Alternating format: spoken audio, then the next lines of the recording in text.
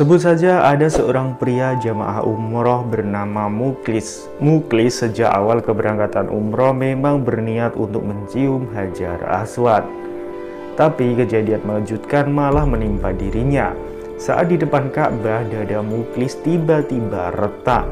Hal ini pun membuat semua orang jadi panik. Muklis pun segera dilarikan ke rumah sakit. Lalu apa penyebab dada Muklis jadi retak?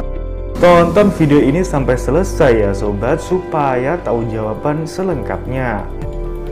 Setelah tiba di Tanah Suci, Muklis langsung melakukan ibadah umroh bersama jamaah yang lain. Seorang mutawif atau pembimbing pun mengarahkan para jamaah untuk ibadah apa saja yang harus dilakukan mereka. Nah, singkat cerita, Muklis dan rombongan pun hampir selesai melakukan ibadah umroh.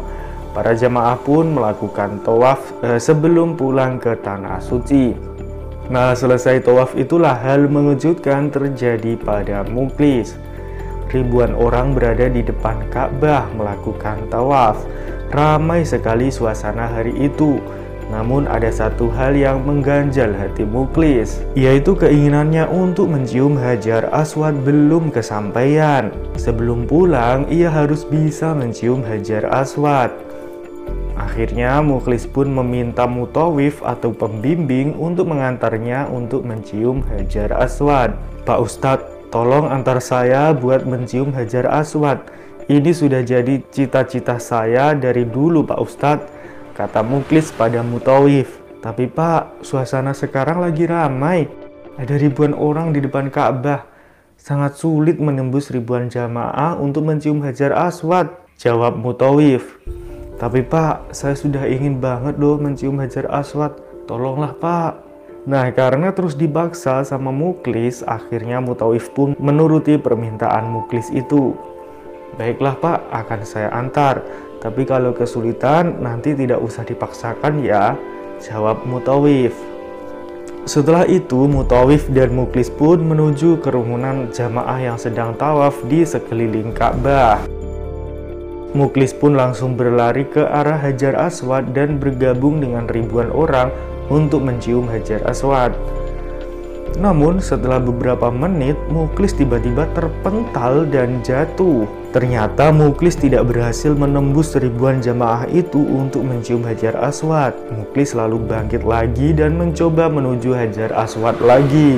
Namun usahanya itu ternyata sia-sia. Ia masih belum berhasil menembus ribuan jamaah tersebut. Muklis pun menyerah di tengah ribuan orang yang juga ingin mencium Hajar Aswad itu. Setelah beberapa waktu, akhirnya Muklis pun mundur. Mutawif melihat Muklis seperti kesakitan. Mutawif pun segera menghampirinya dan menanyakan keadaannya. "Bapak kenapa?" tanya Mutawif penasaran.